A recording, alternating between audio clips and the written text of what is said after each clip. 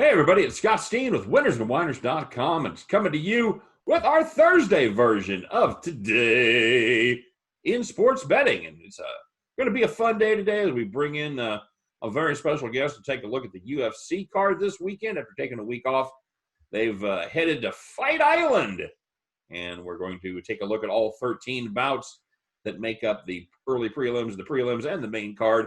And, of course, I wouldn't want to do it with anybody except my co-pilot, the man in the right-hand chair. He is the one and only Scott Reichel. Scott, how are you today, man? Doing well. So far, I have a couple of plays to recap from the videos we made earlier this week. But there's another announcement to make, and that is the fact that I'd like to congratulate my co-host here on turning 29 today. So congratulations, Scott. Yeah, thanks very much. Made it through another year. I gotta be honest with you. I've had easier years than this one, so I feel like we all have. So but so far you got through, and hopefully the next year is going to be a bit easier for at least a sports viewing perspective. I would take it. I would take that indeed. And we're going to bring on our UFC sniper. He lives down there at the Crossroads, man. If you went down to the Crossroads, you make a deal with the devil, you might run into this guy from Clarksdale, Mississippi. He is the one and only Will Mormon. It's Winning Willie. What's up, my man? What's going on, guys? Well, got a pretty decent UFC card ahead of us. It ought to be a pretty fun one, I think. 3 title fights, prelims, early prelims, back to pay-per-view. It should be fun. So let's get started. We'll go in reverse order. Start with those early prelims and open it up with a bantamweight bout there between Martine Day and Davey Grant. Guys, anybody got a strong lean on this one? Looks like the price is where I just had him up here. Looks like Davey Grant plus 154. Martine Day, of course, from Japan, minus 179. And this one would be one of our better bouts. But Willie, you're our guest today, so kick us off. What do you got with Grant and Day? I'm actually only under 2.5 rounds at plus 175. I feel like both of these fighters are pretty good. They both kind of have neither excel just in one area, just too much, but at the same time, they're both great.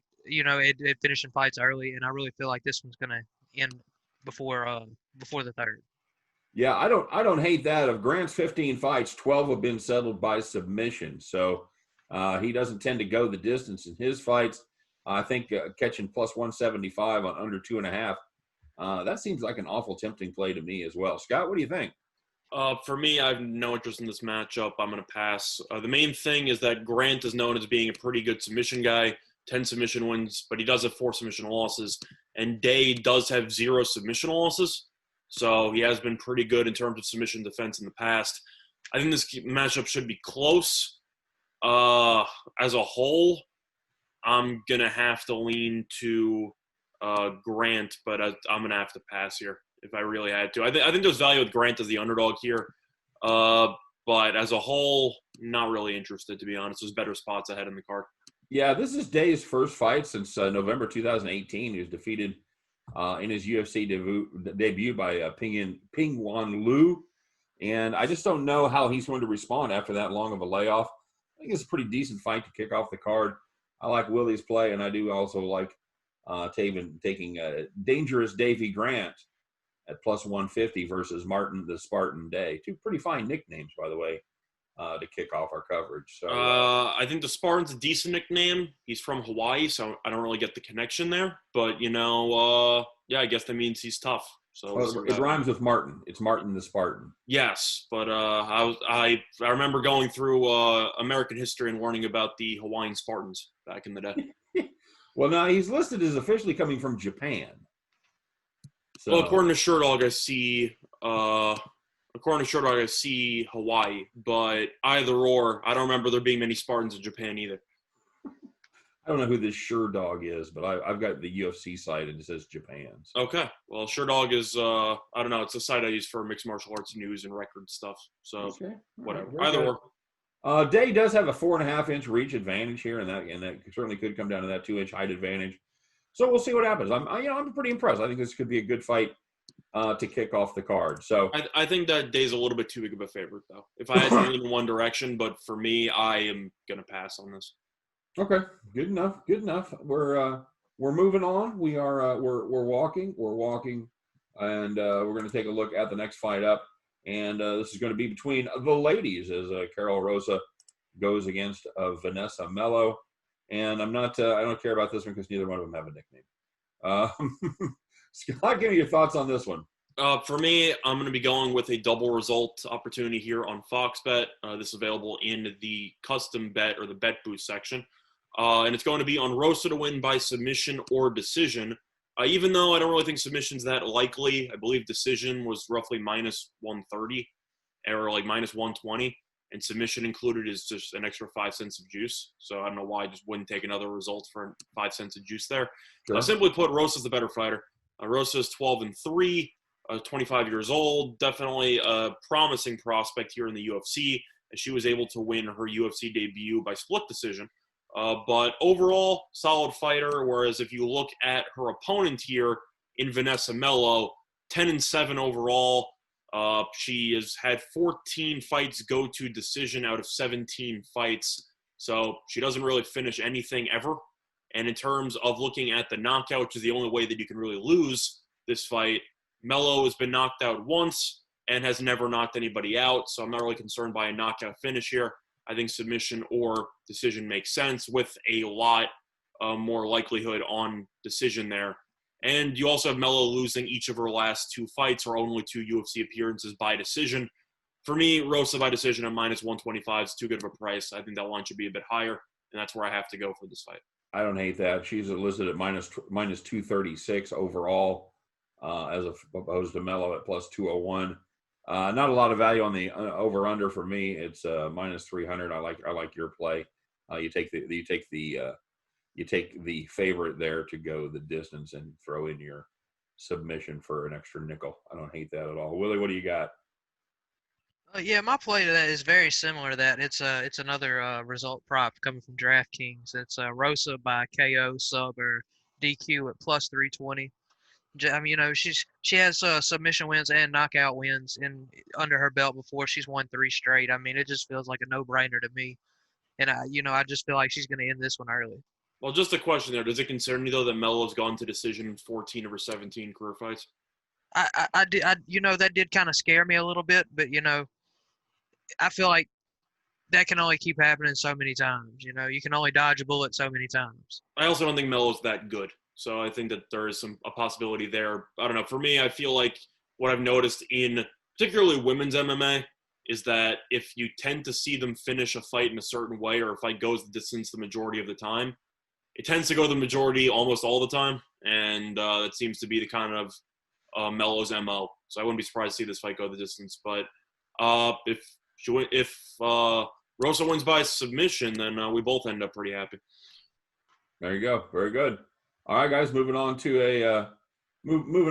a bout here between the number 14 contender and Julian Paiva out of Brazil going against Zhalgas Zhumagulov. I actually get that right from Kyrgyzstan. That sounded good. From Kyrgyzstan. And yeah. Kyrgyzstan or Kazakhstan? What's that? You mean Kazakhstan? I don't. Okay, Sherdog says Kazakhstan. So, okay, apparently there's conflicting information about some of these fighters. I got Kyrgyzstan. Okay, it's possible. I'm just telling you what my site says. So it is what it is. He's foreign. That's how we'll put it for this one. Is he listed at 5'4"? I believe so. Okay. Yeah. Okay. I just want to make sure. He is, regardless of where he's from, he is the underdog here at plus 155. Julian Paiva is a minus 180. This one doesn't look like it's going to be much of a fight, although it is they do looking forward to go over at minus 275 on the over, slam towards the over versus 215 on the under 2.5. Willie, you're up. Who do you got here? I don't have a very strong lean on this one either way, but I am going to take a stab with the underdog here. I don't even want to try and butcher his name. Yeah, you know. That guy. Yeah. The guy. Not even going to try, but He's won 4 straight. They've all come by decision, which tells me that he's a decent all-around fighter. Meanwhile, his opponent was good on the amateur circuit, but he's only 1-2 since joining the UFC. And it's worth taking a shot there. You said you got it at what, plus 155? I think you said. Right. That's better than what I had. I only saw plus 142. Okay. I got him at Bet Online at plus 155. So not a bad shot there. A little better than 3-2 on your money. Taking a stab on the underdog, regardless of where he's from. He probably uses the Cyrillic alphabet. That's all I'm going to say. Scott, you got a sneaky play for us on this one? I wouldn't say it's that sneaky. Now, the first time I was actually looking at this matchup, I actually agreed. I was looking at the underdog potentially by decision because of the fact that each of his last 3 fights have gone by 5-round decision victory. So I know that he has the stamina to actually handle 3 rounds. But the more that I actually looked into this fight, the more I actually liked the favorite here. Simply put, the favorite has roughly a 4 to 5 inch reach advantage here. And he's also pretty young in comparison, so I just think he has a speed advantage. I'm not saying that that Zumagulov or Zumagulov, however you want to pronounce it, is old at the age of 31, but Paiva is 24. He's from Team Alpha Male, so clearly they see something in him, as Team Alpha Male is one of the best training groups in the entire UFC or in MMA. So for me, if I originally was looking at Zumagulov by decision, or roughly plus 300, plus 275, but at the end of the day, I found Paiva by decision at plus 130, and I simply think that his reach advantage and his explosiveness will be a little bit too much for the underdog to handle here. So for that reason, I'll take Paiva by decision at plus 130 on FanDuel. Okay. All right. That's solid. Let me ask you guys a question here. You kind of touched on it a little bit as far as stamina goes. It's going to be hot over there in Abu Dhabi on. I don't know if there's air conditioning. I don't know the answer to that, if there's air conditioning or not. What did you say? I'm saying I don't know if there's going to be air conditioning or right, not. And they talk about what I've read is it's not very good. If they do have air conditioning, it's not going to help much. I'm not sure why they didn't fight this outside. I got to be honest with you. I kind of thought it was going to be outside. I did not think they were going to build a full-on venue type of situation. Yeah. So does that worry either one of you guys as far as the stamina goes of some of these fighters? I think it could, but the fact that pretty much every fight besides the final 3 are 3 rounds, I don't think it's going to be as impactful as it would in some of the potential title fights. Then again, we already talked about how Zumagulov has gone to 5 rounds each of the last 3 fights, so it's not like he's not accustomed to going a long period of time. And Paiva, even though he is, I'd say he's been a little bit underwhelming so far in his UFC career, and you have to wonder about stamina. He is also 24, and he also is from Brazil, so maybe he can handle the relative humidity, and we'll see what happens there. Truth is, nobody knows. This is a variable that I don't think any UFC fighters probably ever had to endure before, so we're going to see what happens in terms of a lack of air conditioning indoors. What do you think, Willie? You got your eye on the stamina of some of these fighters as a factor, being over there in triple-digit temperatures? Well, I think it can make a difference when it comes to the 5-round fights. Yeah. Especially, but at the same time, I feel like a lot of these fighters will be prepared, will have their conditioning, ready. Right. Plus, they also show up to the island, about a week or so in advance. Yeah. And they might. I'm not saying it's the same as living in 100-something degree weather as opposed to fighting in 100-something degree weather. But if you can get somewhat acclimated to the climate, then it shouldn't be as much of a shock when you're in the octagon. At least that's what I'd assume. Okay. All right. We'll keep an eye on that as the evening goes on. And we're going to finish out the early preliminary card with the battle between the big boys. The heavyweights is Martine Tybura. Tybur is his nickname. Not very creative. Goes up against Maxim Grishin. And this is a guy in Tybura that has a pretty he spreads it out. He's got a pretty equal number of wins by knockout, submission, and decision. So, Scott, what do you got on this one? For me, I'm going to pass. This is the most even fight on the card in terms of odds. It's roughly a pick 'em no matter where you look. If I had to lean anywhere, I would probably lean to Tybura just based on UFC experience, because of the fact that Grishin has only fought in the PFL lately, and he has never made a UFC fight before, whereas Tybura has been around for a little longer in the UFC. So I have to assume Tybura has faced off against harder competition. Tybura recently not been that great, as he is 2-4 in his last 6 fights. However, he has had to fight some difficult guys. You lose to Fabricio Verdum while he was still on steroids, so that's not really that bad of a loss by 5-round decision. He was a Derek Lewis. Lewis, everyone knows in the UFC, entertaining guy, good fighter. Beat Steven Struve. He lost to Abdul Rakhimov, who's a decent fighter as well. Lost to Sakai, who's a pretty good fighter. And then he ended up beating Spivak. So simply put, even though his record hasn't been great lately, he has had a much harder schedule lately. And I think that Tybura should be able to handle the opposition here. But in a pick'em fight, I'm not really interested in picking a specific way to spend my money on it. So I'm going to pass. Willie, pick'em? We got a value play here? I actually do. Grishin's taking this fight on short notice, and he's making his debut. Meanwhile, Tybura has faced many tough opponents, and he's also a black belt in Brazilian Jiu-Jitsu. It just feels like a no-brainer to me to not take him. I mean, yeah, it feels like a no-brainer to take him at minus 112. Okay. That's how I was leaning. I'm probably going to join that chorus as well. I'm going to take the experienced fighter over the rookie making his debut there. That's what I found weird, though. You don't think it's a little bit weird that the challenger is showing up on short notice and yet it's still a pick'em? That seems really weird to me. Does seem a little suspicious, a little bit smelly, perhaps. That's kind of the main reason why I was skipping it. If I was going to lean one way, it would be Tybura, but I would assume it should be a minus 130 favorite here, maybe even higher. That does seem a little more reasonable, but yeah. So I'm going to pass.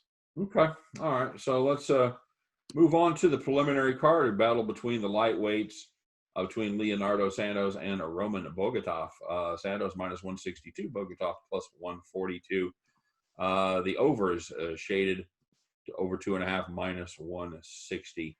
This is a good fight between a division that really is loaded with talent. It's kind of surprising that Santos isn't ranked at this point. He's won 5 fights in a row, comes in with a record 17-4-1. Just one UFC loss against Norman Park, and that was all the way back to 2014. Guys, how do you feel about this one? For me, I think this is a pretty tough fight to predict. I'm personally going to pass. However, if I had to look for value, I'd have to go to Bogatov. Simply put, Bogatov is undefeated. I know he's never fought in the UFC before, but he's pretty good on the ground as he has 5 submission wins. And if you want to talk about why Santos is not ranked, even though he is 17-3, it is worth mentioning that he has only had 1 fight since 2016. So he had a long layoff. He took roughly 3 years off from 2016 to 2019. And he ended up beating Stephen Ray in his return fight in 2019. Plus, Santos is also 40 years old, so I'm not really sure how sharp he's going to be in comparison to how sharp he used to be. I agree that he used to be a very good fighter. You knock out Kevin Lee in the first round. That's a pretty solid victory there. But at the end of the day, I'm a little bit concerned taking the 40-year-old who's only fought once in the last roughly 4 years as opposed to the 29-year-old who's undefeated. So if I had to lean anywhere, I would probably lean to Bogatov by just as an underdog for the value, but I have no interest here because I'm really not sure what Santos we're going to expect. You know what? I'm going to take a big spin here. Like you said, the Santos age is certainly something to take a look at. He hasn't fought a lot, just that one fight against Stevie Ray. Bogatov 10-0 as a pro. 5 of those wins have come by submission, although not in the UFC. I'm going to take Bogatov by submission here, guys, at plus 2,000. I'm going to take a big spin on this one. Willie, your thoughts? You know, I don't hate that, but I'm actually on the other side. I like Santos by KO, sub, or DQ at plus 162. I feel like, this is going to be the fight where we really learn whether he's got anything left or not. And I feel like the motivation of that can lead to him finishing it early. I feel like, in general, I agree with that. I think that Santos, had he not only fought once with his last fight being in 2019 over the last 4 years, I think he'd be a huge favorite here. And I think that the fact that he is, I'd say he's still a decent favorite, but I think we can agree he would have been somewhere in the 200s if he was actually fighting on a regular basis. based on where the line's projected. I just have a hard time picking somebody who has been so inactive over the last handful of years. I think Santos is probably the better fighter, but because of the long layoff and the lack of constant, I'd say reps, if you want to refer to actual bouts as reps, I'm just not interested for the sake of the value that you're getting. So for me, I think the only way to look at this is either you think Santos is going to run through the guy, as Willie just alluded to, or you think that Bogotov's going to give him all he can handle. So for that reason, I'm not really interested in actually playing it. I'm going to watch this fight. It should be entertaining, but Okay. I'm not going to spend any of my money on it. All right. We're moving on. We're going to look at Makwan Americani, Mr. Finland, if you will, minus 192, going up against Danny the Hammer Henry, plus 167. You know, Americani is a grappler. Trains a straight blast over there in Dublin, Ireland, with John Kavanagh, same guy that trains young lad by the name of Conor McGregor. Perhaps you've heard of him, and it would explain the odds. So Allegedly retired Conor McGregor. He allegedly retired once again, Conor McGregor. So Scott, what do you see this one? Is it going to be all day there for Mr. Finland, or is there some value on the Hammer? For me, I'm going to be looking at Mr. Finland here, and I like him similar to it's the exact same prop that I like Rosa. I like Amir Khani to win by submission or decision at minus 125. Simply put, even though I do think that Danny Henry does have some talent, the issue that I do have is that I don't really think he's fought anybody. If you've looked at his 3 UFC fights, he beat Daniel Tamer, who is, I mean, he's a person. That's all I can really say. He's not really that great. And then he beat Hakeem Dawodu, who is also, once again, not really a household name. And then he got submitted by Dan Ige in the first round in 2019. Ige is a good fighter. I'm not going to fault him for that, but he hasn't fought since March 2019. So there is a decent layoff there. And Amir Khani, if you look at his recent results, anytime you have 15 wins, 10 by submission, I kind of just assume that you are the superior ground guy here, and I think that he should be able to wrestle with the best of them. His last fight, he lost to Shane Burgos. I watched that fight. He got smacked in the second and third round. However, he did take that fight on short notice, and I thought he won the first round in that fight. So I actually thought he did a pretty good job wrestling before fatigue eventually wore him out. And for me, Henry hasn't fought in over a year. I'm a bit concerned by that, and I think Amir Khani is the better wrestler. So for me, I think that Amir Khani should win by submission or decision at minus 125. Okay, that's solid. That's solid. I think he is going to. I think he is going to relentlessly attack and try to take this one to the ground. And I wouldn't be surprised to see a submission there at all. Willie, what do you got on this one? We know that both of these guys are gonna try and take it to the ground as much as possible, or at least they don't mind to. And I like the over 2.5 rounds at plus 105. I just feel like this one's going to end up on the ground, and it's going to be more of a slow-moving fight. I could definitely see a submission, but hopefully it comes in the third round. Okay, very good. Yeah, I've got. What do you got? You got plus money on the over? At plus 105 at DraftKings. That's very good. Yeah, we got it at minus 105 at Bet Online. So that's picking up a little positive value there on the over. I think that's a solid play. We'll see what happens with that one. And all right, moving on to a welterweight fight between Elizu dos Santos against and I didn't even try his entire name against Muslim Salikov. Dos Santos is Capoeira is his nickname versus the King of Kung Fu is Muslim Salikov. Muslim Salikov, oddly enough, is a Southern Baptist. So who knew? And he's from Russia. So, really just a jack of all trades. He is from Russia. Dos Santos does hail from Brasilia. Willie, tell us about this welterweight matchup.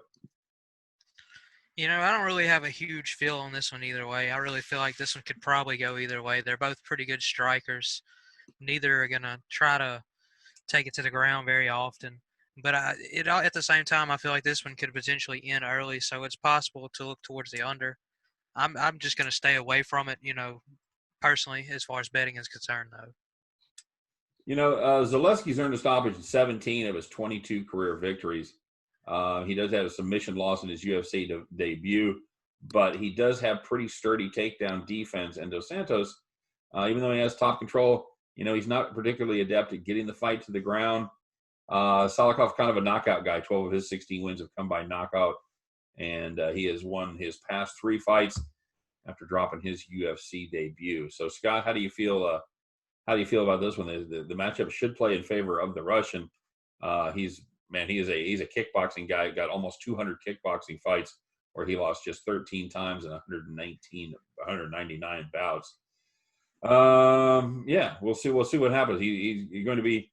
He doesn't do well against superior wrestlers, but I'm not sure that the King of Kung Fu is going to be that spot. So, what do you think here, bud? For me, I always find it difficult to go against the guy from Dagestan. That seems to be the specific area where I don't really want to get involved, because they tend to basically live and breathe MMA every day of their lives. But if you really want to talk about the resumes here, I'm not going to play this, but Dos Santos' resume is actually very good. And if you want to talk about how Muslim's going to be making his UFC debut, or is going to be making his, I believe you said his second fight in the UFC? Right. Yeah, and if you want to talk about Dos Santos, he's been in the UFC since 2015, so he's been around the block a few times. A couple of really solid wins here. He beat Akhmedov back in 2016. I know it's a while back, but Akhmedov's a good fighter. He beat Lyman Good, who ended up fighting against Belal Muhammad a couple weeks ago, and Good's a pretty solid fighter as well. And he also has a victory over Curtis Melender, who's also a pretty good fighter. Overall, the resume definitely bodes well for Dos Santos. If I had to lean anywhere, I'd probably lean to Dos Santos, just because Muslim has the lack of UFC experience. But I have to assume that there's a reason why Muslim's favored. So for me, I'm going to pass. But for value purposes, I would probably lean to Dos Santos. Yeah, Dos Santos plus 110 versus Muslim at minus 130. So there could be a little value there on the underdog. Again, it could be one of those sucker lines, though. You just. I'm passing, but yeah. How much do you factor resumes into fights? I think you have to factor that in. I don't know. I think it's to me it's one of the main things you've got to look at. You've got to look at their record against the level of competition, and how that matches up with the level of competition that they're fighting in this fight. What do you think? I agree with that. Simply put, even if Muslim is a phenomenal amateur kickboxer, I don't think that fully translates to MMA. I think that translates more to kickboxing. So, I think that even though Dos Santos isn't really known for his wrestling prowess, he definitely should have an advantage on the ground, as he does have 3 submission victories. So potentially maybe he can switch levels, try to get Muslim a little bit uncomfortable. But for me, this is an easy pass. But I do think that this line is a little bit high on Muslim. Okay. All right. Very good. Now we're going to move on to a fight that certainly has the potential to be one of the quicker bouts of the evening, is a light heavyweight contest between Volkan Ozdemir, exactly, against we're going to say Yuri Prochaska. Volkan Ozdemir, his nickname is, of course, No Time, and Prochaska is Denisa. I don't know about that. I don't know what that means, but I'm sure it doesn't mean what we think. Ozdemir is from Switzerland, while Prochaska is from Chechnya. Scott, is that where they have him listed from as well? Close to it. I see Czech Republic. Okay. Yeah, I think that's actually the official name. Yeah, I was thinking that was Chechnya, but it's not. It's Chechnya. So it is the Czech Republic. So very good. A couple of big guys here fighting at 205, and should be interesting. Couple of guys that like to end them early. Scotty, you gonna play a little under on this one? Close to it. I did find another play in terms of value that I'm going to be looking at, and I'm going to be taking the underdog here. I'm going to be taking Denisa first round at plus 650 on FanDuel. Main reason why, the same price is available, the same line is available at plus 350 on Fox Bet. So I'm getting an extra $3 just handed to me in my back pocket. Yep. I'm just kind of going to take that. If you really want to break it down, though, Denisa is phenomenal when it comes to stopping fights extremely early. 26 victories, 23 of them by knockout. This guy tries to kill people. And if you want to talk about resumes, even though he's never fought in the UFC before, he is the champion of Rizin, which is another pretty solid MMA league. Of course, not the same level as the UFC, but he has just rolled through this damn promotion. If you want to go through the actual results lately, it's a little bit interesting though, because he does have a lot of first-round knockouts, but Rizin does have longer rounds. So he does have a first-round knockout in 6.5 minutes and a first-round knockout in 9 minutes and 57 seconds. So you should probably factor that in. But if you want to talk about his recent results, though, 1, 2, 3, 4, 5, 6. Yeah, 6 of his last 8 fights have ended within 5 minutes. And I think that even though Oezdemir has only been knocked out once in his entire career, shockingly to Daniel Cormier, of all people, Right. I still think that there is some value here, especially at plus 650, on taking a knockout specialist to pretty much take his opponent's head off, especially with his very, very stellar knockout resume. So for me, I'll take Denisa to win in the first round at plus 650. Don't hate that at all. 10-0 over his last 10, and 9 of those have come by the way of knockout. So, and he actually fought pretty well against Daniel Cormier. He was started his UFC career 3-0 and was fighting for the title within a year. And he was doing okay until Cormier, of course, was able to take care of business there in the second round. Willie, what do you think against these two heavy hitters?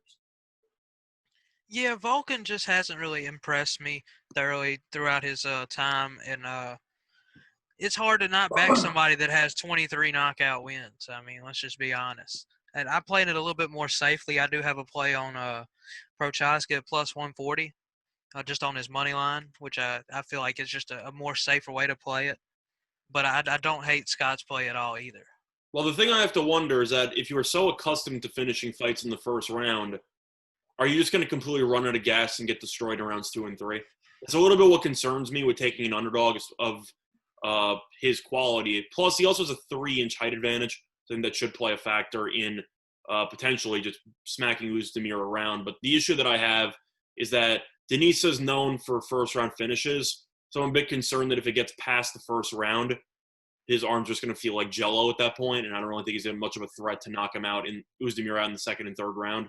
So for me, I feel like the game plan for Denisa is to put it away as quickly as possible. So that's kind of how I'm looking at it. Very good. I'm gonna kind of go against that. I'm gonna take taking the sucker bet here. I'm gonna play the over 1.5 at minus 135. I think you're right, Scott. If Oezdemir can survive the first round, I think this one, while I don't think it'll go the distance, I think it certainly could sneak into the back part of the second round, maybe even into the third round. Oezdemir also has some wrestling ability, so he could easily just take it to the ground and stall for a couple minutes here and there. Right. Okay, especially if he gets hit with a couple of big shots early and needs a minute to catch his breath. So, I like. I'll play. I'm going to play the over in that one. Scott, you've got the first round knockout plus 600. It's not even knockout. It's just first round. First round knockout, I believe, is like plus 700, but I'll sacrifice the 50 cents of juice for some absurd potential stoppage or something. For another outcome there. Okay. Yeah, I mean, why not? Are you really going to debate between 700 and 650? You're kind of just hoping for the lottery play anyway. Right. All right. So let's move on to the main card, and this is the card that I'm not going to be watching because it's $65. And It's your birthday. Maybe you can splurge a little bit. Yeah, maybe. We'll see. I just thought you saved some money on fireworks. I did save some money on fireworks. You're right. This is we'll start with a fight between the ladies.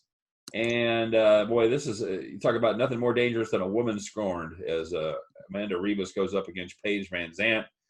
Paige Van Zandt pretty much just is the Carolina Panthers of the UFC. As she's just playing out the string, looking to get out of her contract. I have a different comparison for her. I consider her the Anna Kournikova of the UFC. Oh, nice. Yeah, all looks, no game. Basically, if you want to talk about her career, she was a little bit of a prospect early on, but people were mostly just shocked by how attractive she was as a fighter. Right. Now she's taken, so I don't feel like she has the same luster that she once had.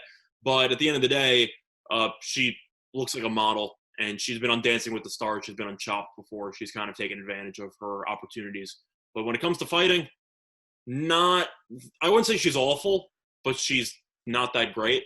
So just keep that in mind. Yeah, a bit of a prima donna, and the odds reflect Amanda Ribas. I think that Dana White wants to send a message to Paige Van Zandt on her way out the door.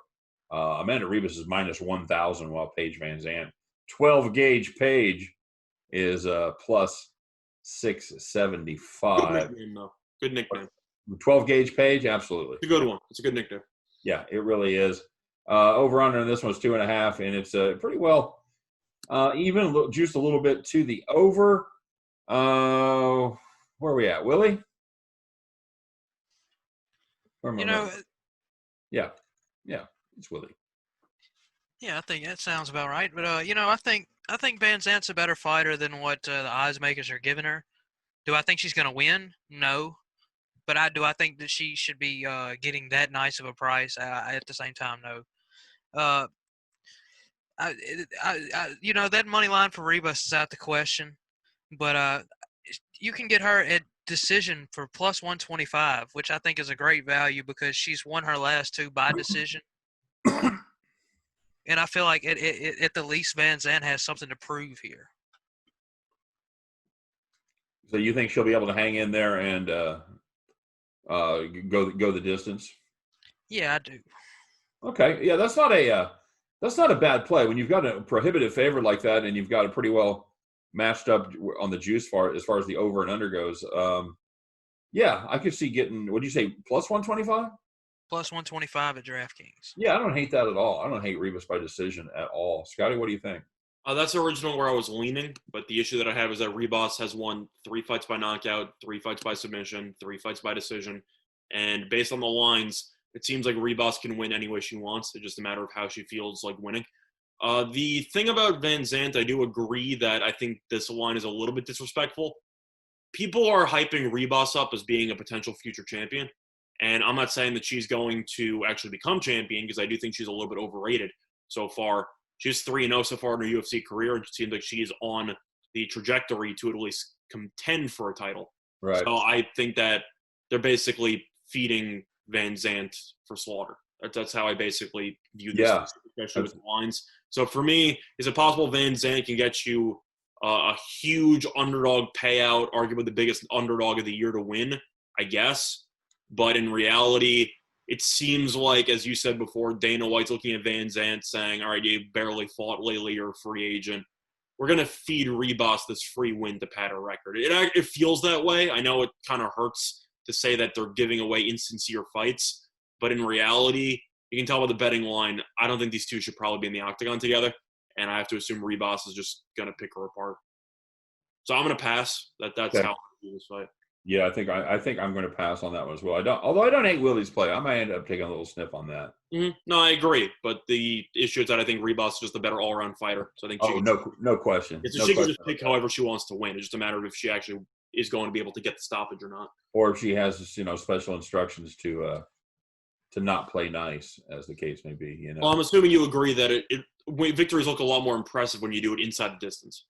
Sure. So maybe Ribas feels that if she gets a knockout victory, if she gets some type of early stoppage, maybe she can get a more high-profile fighter next. So we'll see. But, yeah, I don't think Van Zandt has much of a chance here. I think going the distance here would be the dreaded moral victory. I was going to say that's a moral victory for Van Zandt to me. Yeah, exactly. So, all right, so let's move on to what should be a little more competitive fight between the ladies. And even though it's not a title fight, you've got the number 1 and the number 2 contender here fighting for a shot at the strawweight bout between Jessica Andrade and Thug Rose Namajunas. It's a rematch against Bate Estaca is Jessica Andrade. Of course, Jessica Andrade exactly is from Brazil, while Rose the Thug is what a great name is from the U.S. Giving up 4 inches in height is Jessica. Scott, you worried about that? For me, Jessica did win the first fight. However, if you actually watch the fight, Rose was destroying her for about a round and a half. before Right. Jessica basically tombstoned her and then proceeded to just win. She just dropped Rose on her head. Simply put, Rose is the better fighter. Rose is the former champion. People remember her for a shocking victory and her defending of the title against Joanna. So she's a former champion. She's arguably the best stand-up fighter in all of women's mixed martial arts. Her footwork is tremendous. Simply put, I think if Rose avoids getting dropped on her head, she'll win. And I think this fight should be relatively tough because Jessica is a tough person. But Rose was destroying her in the stand-up early in that first fight before changing of the tides a little bit, which led to a victory there. I think there's a reason why Rose is still favored despite losing the first fight. And I'll take Rose by decision at plus 187 on Fox Bet. Okay. Yeah, I like that. It's I don't think lightning strikes twice there with the basically what ended up being back-to-back tombstones. Yeah. It's just like you said. Willie, what do you got here? Yeah, they say great minds think alike because my play is also the same. Namajunas by decision plus 175 at DraftKings, which, odds right there is similar. For all the reasons Scott touched on, she's the better fighter, I feel like, and she's definitely not going to lose twice, and definitely not by the same way that she lost the first time.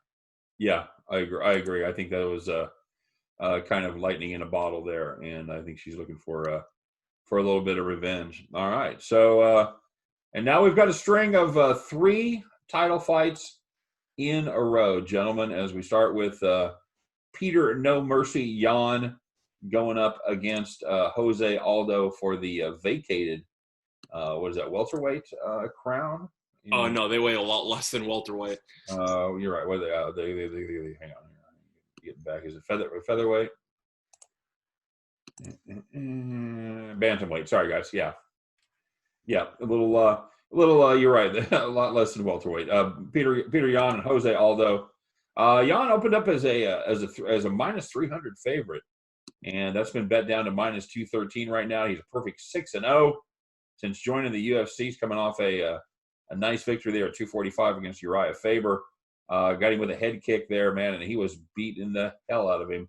He had outstruck him up to that point, 54-18. This kid is he's got a rising star attached to him, getting his title shot now. He is tremendous on his feet, averaged 5.65 significant strikes per minute, absorbing just 3.1. Aldo, well, he's certainly one of the best all-time fighters in UFC history, pound for pound. He made 7 featherweight title defenses between 2011 2014. But before McGregor killed him, but yeah. Yeah, he's only fought once at the 135 weight division. That was a loss to Marlon Moraes last December, and that's gave him 4 losses in his last 6 fights. Now he has fought very, very good fighters in those 4 losses, which was Moraes. He lost to Volkanovski, and of course the current champ Max Holloway, who we'll talk. Well, Volkanovski is the current champion. A former champ, rather. Sorry, Max Holloway. That's the fight we're talking about next. So that's I was going to say, we're going to be talking about those guys here in just a second. Aldo 33, man, it's not 2016 anymore. I think the kid is going to be able to take this one down. I think this should be a good fight, but I think No Mercy takes care of business. Scott, what do you think? Yeah, for me, we talked about before how humidity could play a factor in the temperature because of the potential lack of air conditioning, which could impact the 5-round fights. However, I still think this fight's going the distance. At bantamweight, you don't really see that many early stoppages. Of course, you see the occasional one, a la Garbrandt, and how he completely just murdered his last opponent in thrilling fashion. But as a whole, I do think Aldo got hosed in his last fight against Moraes. I thought he won. I think 90% of the MMA community thought that he won that fight. But in reality, I don't know how you get a title fight off a loss. I don't really know how that works. I definitely think it was a way to save ratings because people don't really know who Yan is. Jan's tremendous. Jan's a phenomenal fighter. I've seen him fight numerous times. I think he's the better fighter here. Aldo has only had 1 fight at this weight class, so I'm a little bit concerned if he will be able to stay for 5 rounds without fading quickly, which concerns me a little bit. And for me, Yan is just, I think he's great. I really wanted to see him versus Cejudo before Cejudo vacated, so that's a little bit unlucky for me. But if I had to lean anywhere, I would take Jan by decision at plus 250 on DraftKings. I think that Aldo has the experience, has been in enough 5-round fights to not get clipped early, like what happened with McGregor. But he's been to decision a decent amount of times in his championship fights. And Jan, I do think that even though he is younger and he does have a little bit more explosiveness, he's not going to underestimate Aldo, who is one of the UFC greats. So I think that they should be a little bit more conservative, and they'll play it smart. And I think this fight should go to the judges' scorecard where Jan will get the victory. I don't hate that at all. I think that's a solid play. You're taking it from minus 213 to plus 200 roughly. Plus 250 on DraftKings. Yeah, that's very, very solid. I like the value of that. I do see this one going the distance, and I'm with you. I'm with Jan. I think he's a hell of a fighter. Aldo certainly can't discount what he's meant to the UFC over the years, but it's tough. I just don't think he's the same guy he once was. No, it's time for the young pups to take over. And having said that, let's see if we get Willie. Willie, you going to come in with a completely opposite opinion? You can take the experience over the youngster? No, I'm not. I think Scott was looking at my notes a little bit there because I also have Jan by decision plus 250. Just Aldo's lost 2 straight. I tend to wonder how much he really has left, and it's kind of sad to say because he is one of the best fighters, possibly all time, as you mentioned, pound for pound. And it's kind of sad, but at the same time, I think he's running into a brick wall here, and I don't see him winning this fight. But I believe also that Aldo is good enough to take this one to decision. Mm-hmm. I agree. I think that Aldo is just a good enough veteran to at least potentially make Jan work for his win. I don't think Jan's going to bulldoze over him. I think this fight will be closer than people might think. However, Jan's younger. He's more explosive. He's got more power. I just think that eventually he'll win most of the exchanges against Aldo, but Aldo should be able to avoid bouncing his head on the canvas at some point. So I think the decision's a pretty solid look. Okay. Very, very good. All right, gentlemen. Let's. Scott, are you also in the decision camp? Yeah, I think it's a great play. I think instead of laying the minus 215, I'll take the plus 250 for the most likely way of the most likely outcome as far as a victory for Jan goes. I think that's free money right there, boys. I got to be honest with you. Okay, so let's take a look at this featherweight championship bout between Volkanovski and Holloway. Alexander Volkanovski, of course, Alexander the Great. Kind of have to do it. Standard, yeah. While Max Holloway is, of course, he's blessed. Oh, that's nice. Willie, is he going to be blessed in this one? Well, I'll start this by saying that Volkanovski hasn't lost since 2013. But they always say that streaks are meant to be broken, and I think that if he's going to lose one, it's going to be here to Max Holloway. So I'll take a stab at plus 185 on Holloway.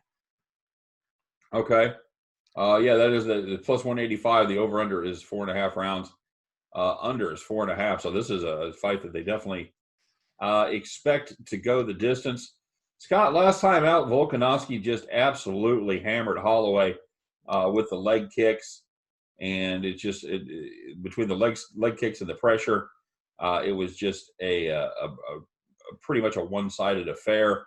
Is there anything different going to happen? Is Holloway going to be able to defend against those vicious leg kicks even better? Like I said, Volkanovski, 18 fights in a row, and of course he has made the Joe Namath-like prediction that he is going to end this fight before it hits the scorecard. It's going to be a tough road to hoe because Holloway has never been knocked out, and he was finished just one time. So, Scotty, what you got on this one?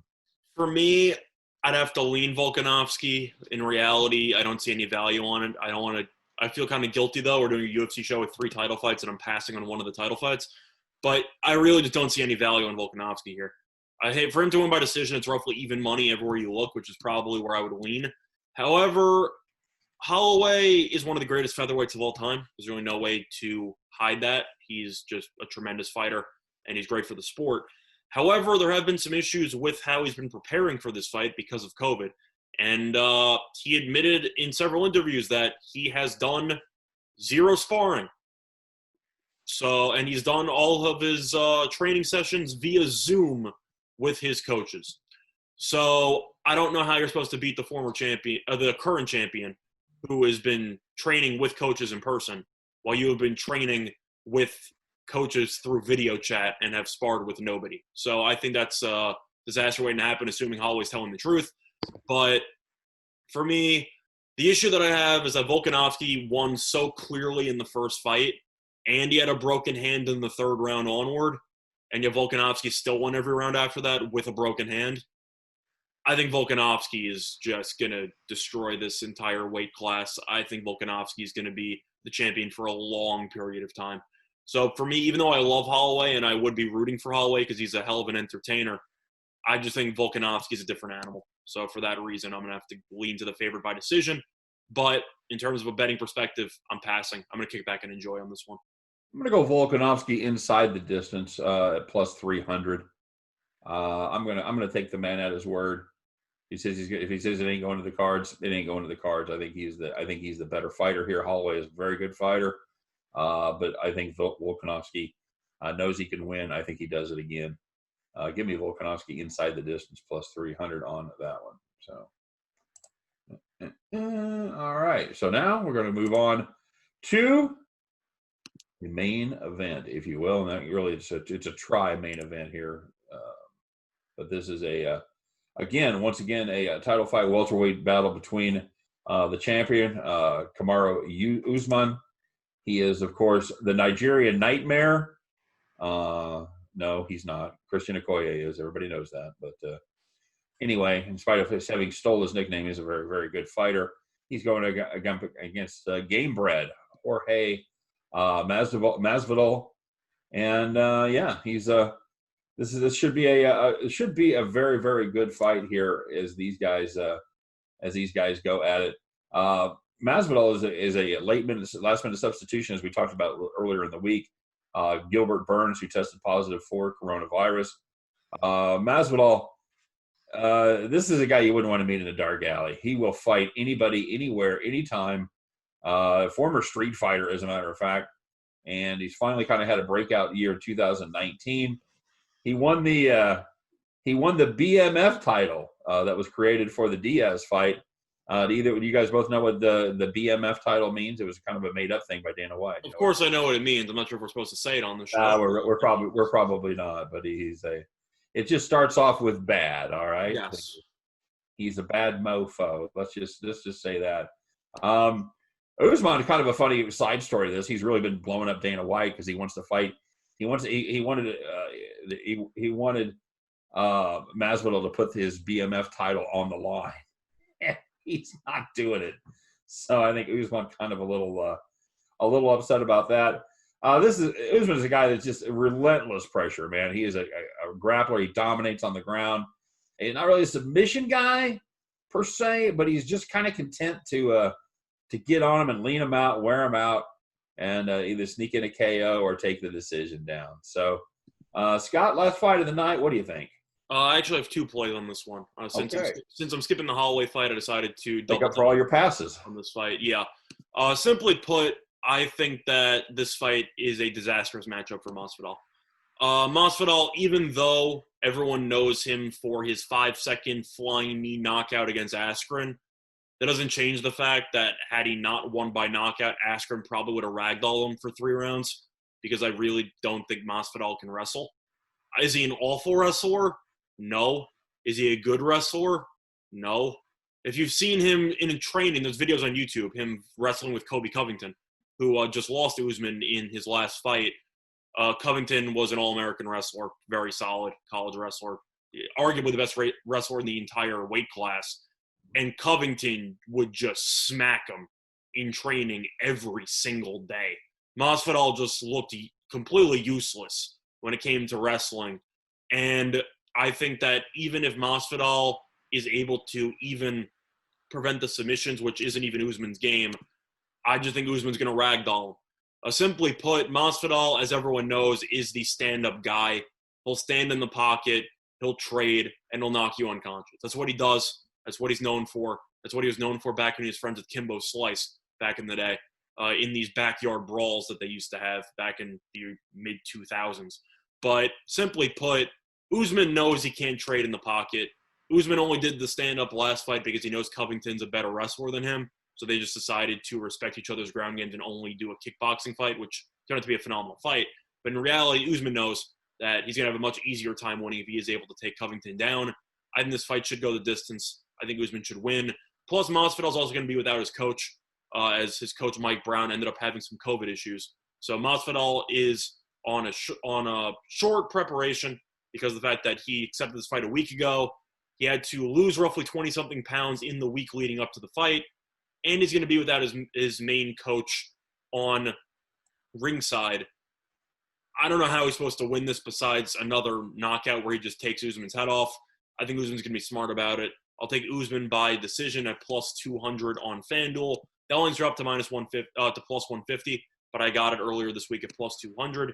And my second play is going to touch upon the same idea. It's going to be over 2.5 takedowns in the fight, which is available at plus 100 on Fox Bet. Usman over 1.5 takedowns is minus 333. So one extra takedown's plus 100. It's 5 rounds. Usman should look to ragdoll him every single round. I think Usman could easily end up with 4 to 5 takedowns. So for that reason, I'll take the over 2.5 takedowns at plus 100, and I'll take Usman by decision at plus 200.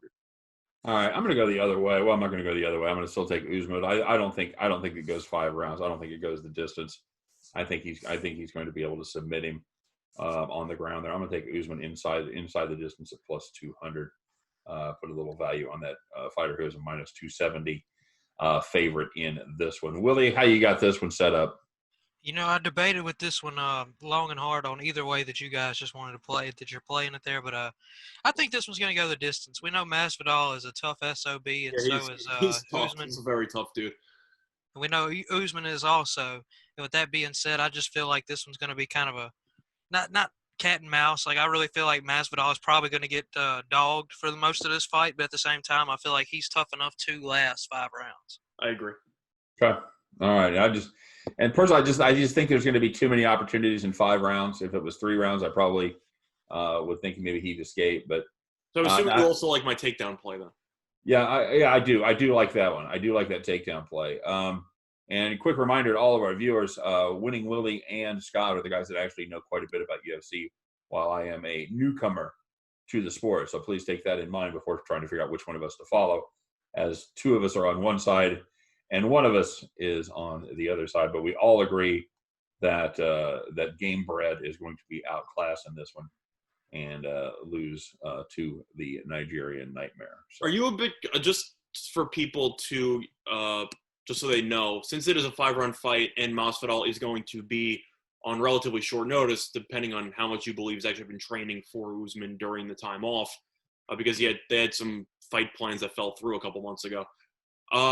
Does it concern you at all? I know that we already are all on Usman, but does it concern you at all that Masvidal has only been in 2 5-round fights in his career, none since 2015, and he's lost both of those fights by decision? Does that concern you at all? Yes, and it also concerns me the fact that he's lost 20 pounds to take this fight. I don't know. There's cutting weight, and then there's cutting weight. And you're talking about losing 20 pounds in what, 10 days? It's also a unique weight cut because of COVID. So he's stuck in his room for about 48 hours. So I don't know how they plan on getting him to lose that much weight. He's been talking about how he's going to be using the hot tub in the room, and he's going to be using some jump ropes in the shower or something. I don't know. They're going to have to get creative with it, because usually you can just go to the sauna, steam it out, do something. Right. I don't really have access to that for a couple of days, so I'm really curious how much more difficult this weight cut's going to be on Masvidal, since it's going to be through, I'd say, unusual methods, so to speak. By the way, this seems like a good time for disclaimer for all of our chubby friends out there that might be looking to lose a couple pounds. Don't do that. Please don't jump rope in the shower, okay? That's just... In the movie Raging Bull, you'll know what I'm talking about when it comes to the weight cuts. But yeah, not exactly the safest thing on your organs. All right, very good. All right, guys. Well, that's pretty good. That's a pretty good breakdown there. That's 13 fights in about 45, 50 minutes. Not a bad job at all. Scott, any final thoughts on this one, on this evening here overall? Should be a good card. Hopefully the air conditioner does work, because the last thing I'd want to see is a couple of fighters gassed at the end of a round and a half. But as a whole, title fight should be good. I know we can win a little bit chalky here, just based on the fact that I personally like all the favorites in the title fights. I'm not an Usman guy. I think that his persona is completely fake, and I feel like most people in the MMA community don't really like him either because they just think that his personality is insincere. However, he's a tremendous fighter, and even though I do think Masvidal's entertaining, I'm just not a big fan of the matchup here. I personally think Usman should have taken a rematch with Covington. I think that would have been a better fight, but we'll see what happens. All right. Willie, what do you think, bud? Yeah, I think that this ought to be a pretty good fight, a pretty good card all around. Should be some pretty good ones. A lot of potential, I think, for a lot of fights to go the distance, which makes That's for what an I thought. interesting fight. That's what I had in most of my picks, but I'm a little bit concerned now with the weather and the air conditioner. Yeah, I am too, and I don't understand. When you're in Abu Dhabi, I don't understand how you don't make air conditioning your number one priority. They realized like 3 weeks before the fight. Oh, by the way, it's gonna be pretty warm in here. Right. It's not like going to Toronto where they're having a hot streak during the summer. Like, well, we had no idea it was going to be 100 in Toronto. You're in Abu Dhabi. It's 100 at night. I think this is going to be a weird situation there at Fight Island with the sketchy AC. So hopefully they'll have that souped up, and because that will be certainly a factor in the stamina if you've got a triple digit temperature with no wind at all, no breeze, no nothing there inside the arena. So, all right, boys. Well, thanks very much, man. This has been a lot of fun. We'll have Saturday night to look forward to. Like I said, I think the first two cards, I think the early prelims and the prelims are going to be on ESPN. And then you're going to have to pony up your $65 to see those last 5 fights. So, very, very, very good. Appreciate everybody being here. Willie, as always, thanks for joining us, man. Yeah, thanks for having me. It's always fun. Of course. And we'll see you again, of course, on Saturday to talk a little NASCAR. And, Scotty, he's on a hell of a NASCAR run. We'll talk about that a little bit. Scott, thanks for joining us here on UFC Day as well.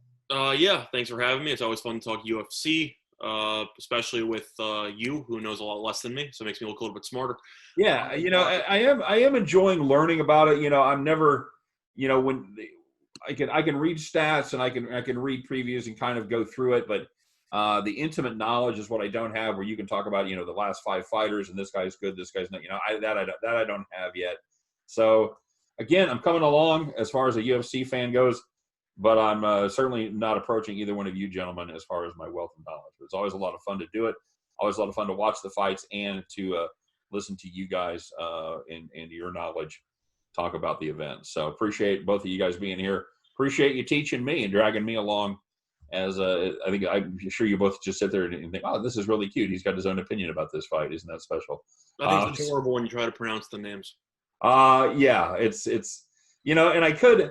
I'll be honest with you. I could go through and do the YouTube thing and figure out the pronunciation. It's really no big deal. I'm going to correct you anyway. I think it's more fun just to take a stab at it. I really do, and see how that goes. So, anyway, it's very good.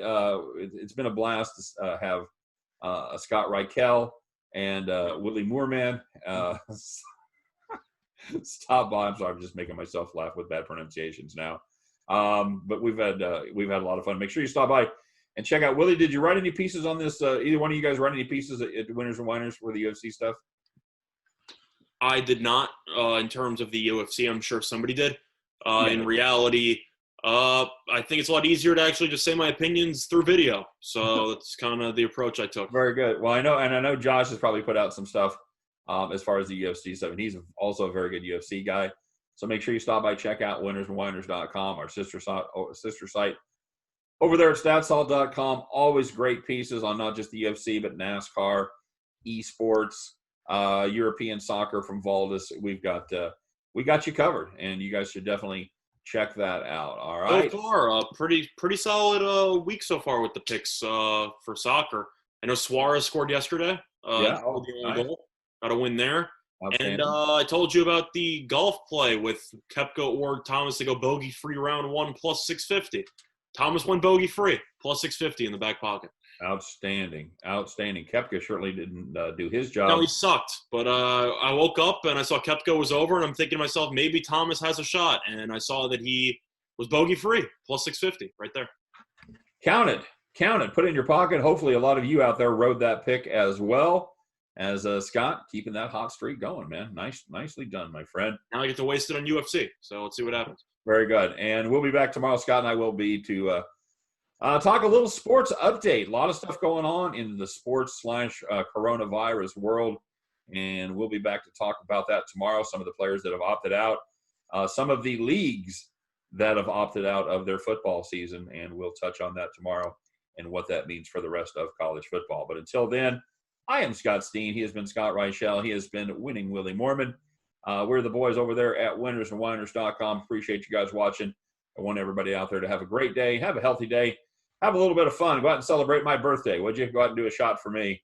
And we'll be back, and we'll light this candle one more time tomorrow, all right? Until then, you guys take care. Have a great day, and we'll see you tomorrow.